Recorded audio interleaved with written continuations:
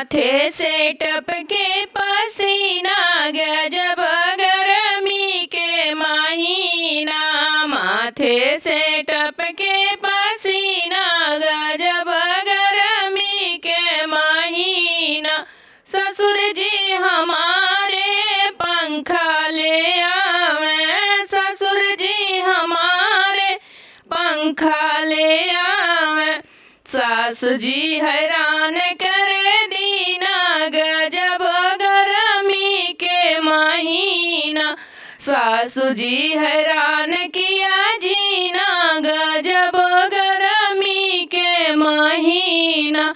माथे से टपके पसीना गजब गर्मी के महीना। माथे से टपके पसीना गजब गर्मी के महीना। जेठ जी हमारे कूलर ले आवे, जेठ जी हमारे कूलर ले आवे। जेठनिया लगे करे दीना गजब गर्मी के महीना। जेठनिया लगे करे दीना गजब गर्मी के महीना। माथे से टपके पसीना अजब गर्मी के महीना। माथे से टपके पसीना गजब गर्मी के महीना। देवर जी हमारे बेनिया डोलावे, देवर जी हमारे बेनिया डोलावे। देवरा निकला करे छीना गजब गर्मी के महीना।